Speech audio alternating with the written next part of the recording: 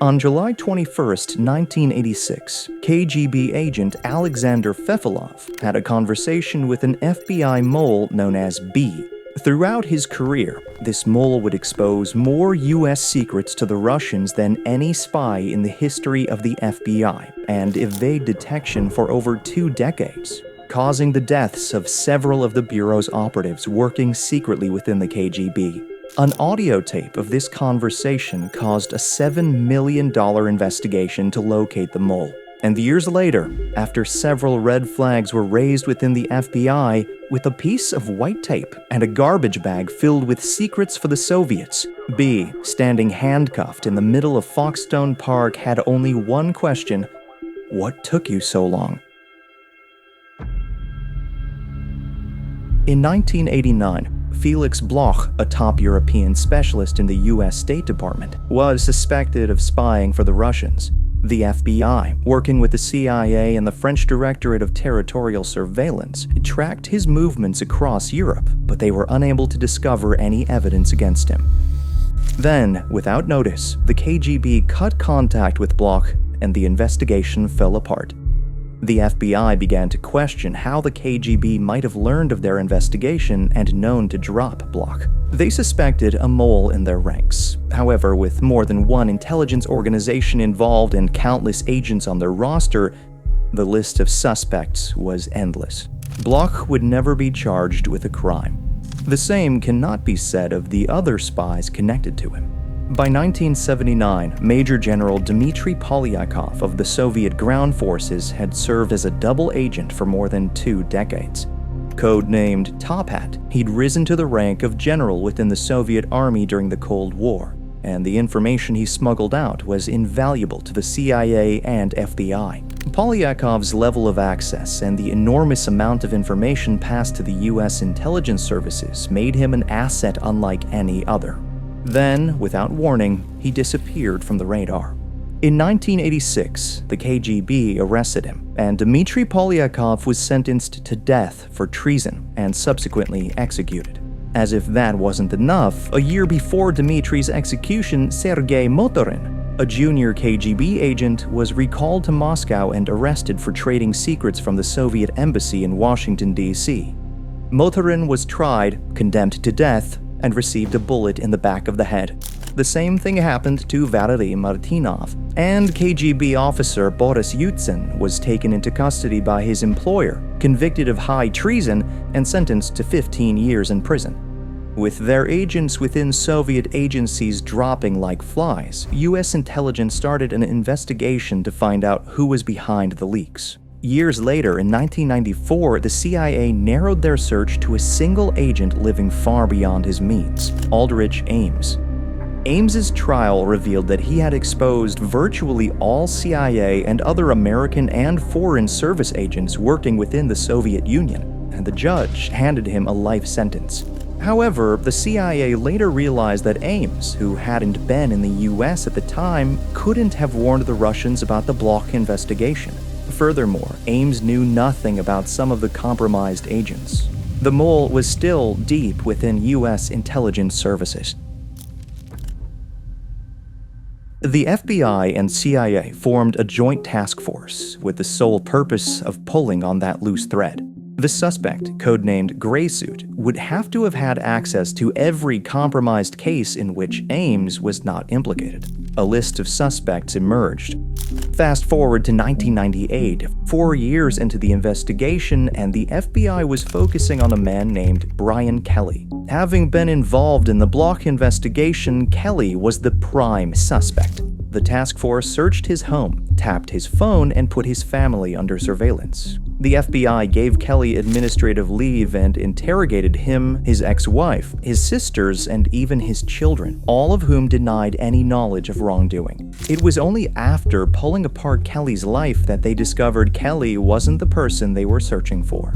The FBI accessed a file on who the Russians had codenamed B. The file, which had cost the agency $7 million, contained a conversation between KGB agent Alexander Fefilov and the mole, dated July 21, 1986.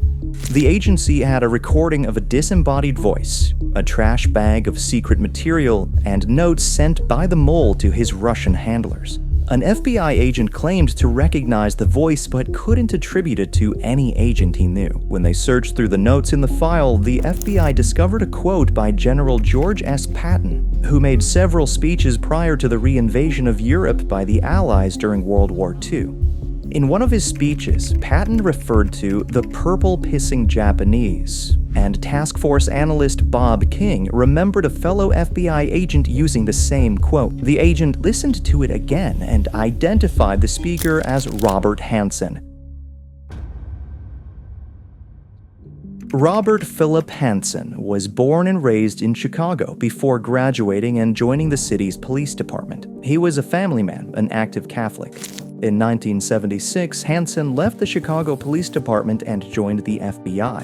In 1979, Hanssen, who had a background in accounting and information systems, was transferred to the agency's counterintelligence unit and assigned to compile a database of Soviet intelligence. Shortly after the assignment, Hanssen approached the GRU and proposed a deal. In return for financial compensation, he would transfer confidential U.S. intelligence to the Soviets. They agreed, and so began his career in espionage. Hanssen had no obvious political or ideological motivations. He betrayed his country purely for personal financial gain, frequently dropping copious amounts of classified information. At the time, espionage still operated on a system of dead drops. A spy would take a hiking trail or enter a park and leave a package of classified information to be picked up by their handler. Hanssen's system was no different. No matter where the FBI transferred him, the system remained the same. He would tell his contacts that he had information and leave a package wrapped in a black garbage bag in an inconspicuous location. In 1985, Hanssen sent an anonymous letter to the KGB offering information in return for money. That letter contained the names of double agents Polyakov, Motorin, Martinyov, and Yudsin. Hanssen's relationship with the KGB would be a bountiful one for the Soviets, buying them around 6,000 classified documents of U.S. intelligence.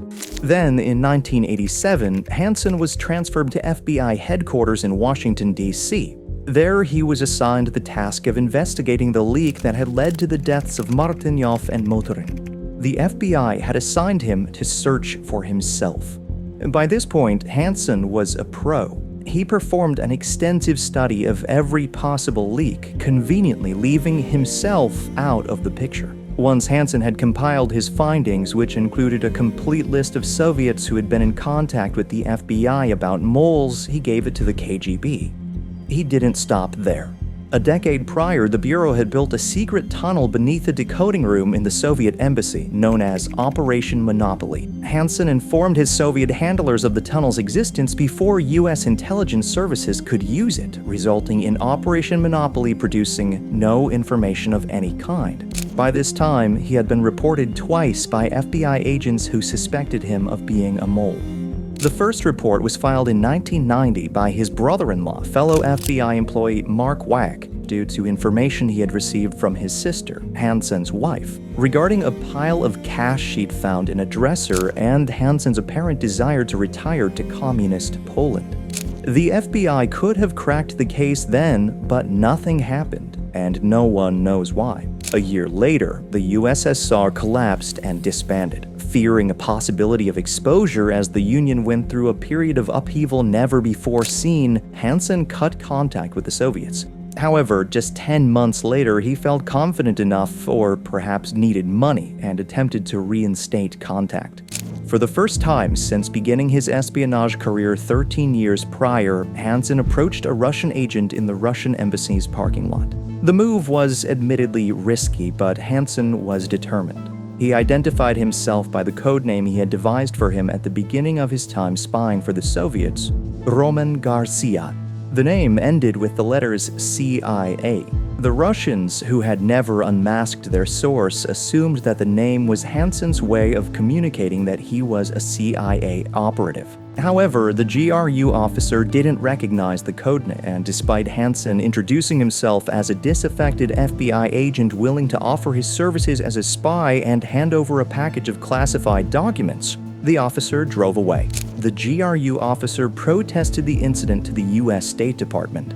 However, the lack of evidence meant that the investigation hit a dead end. Somehow, Hanssen got away with exposing himself and his codename to a GRU agent, but he became paranoid.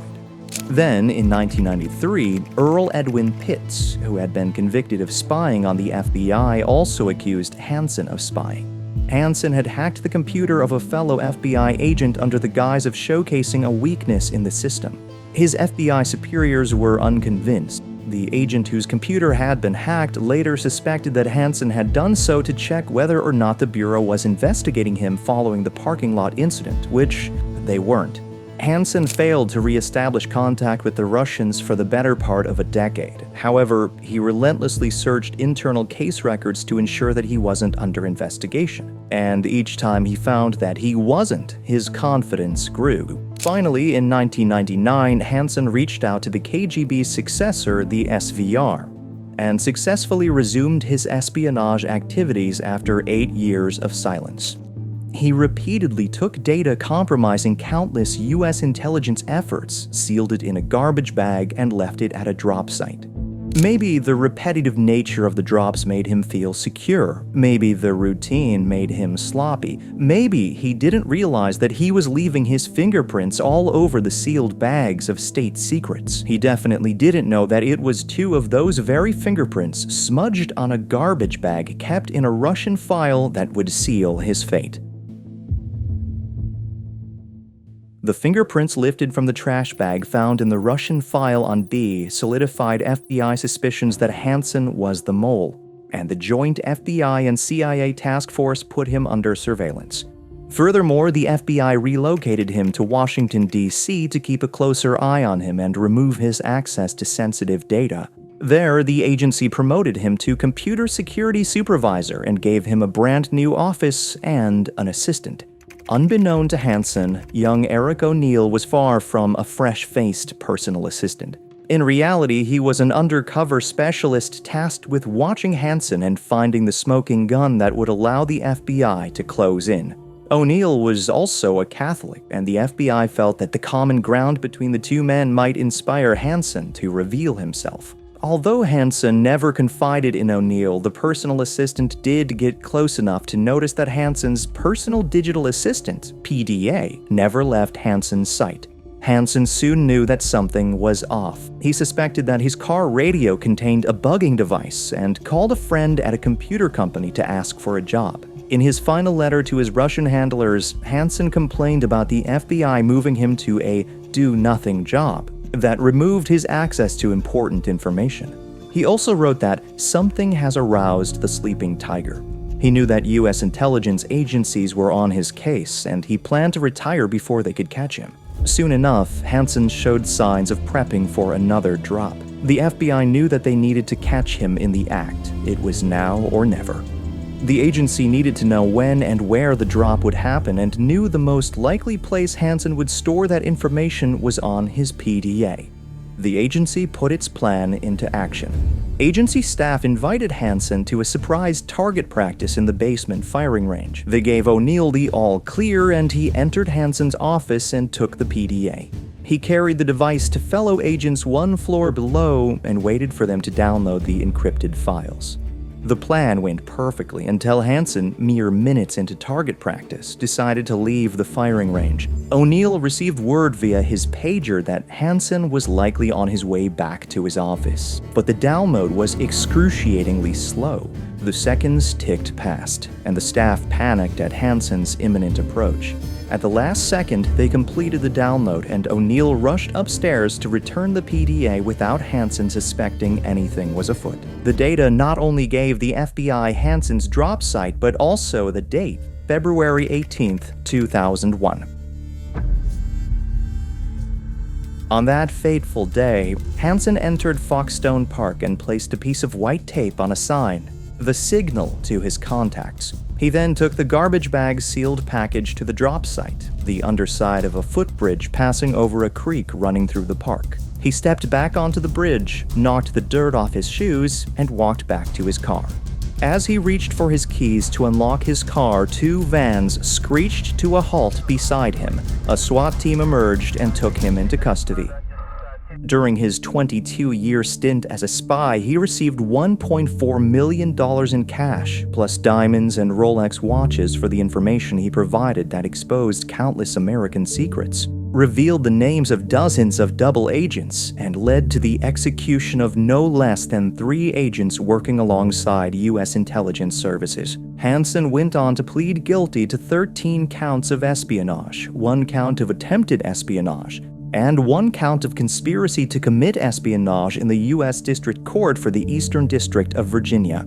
The judge sentenced him to 15 consecutive life sentences without parole, which he served in Colorado's Supermax prison, also known as ADX Florence, where he spent 23 hours per day in solitary confinement until his death on June 5, 2023, at the age of 79. Robert Hanssen is still considered the biggest breach of security in the history of the FBI.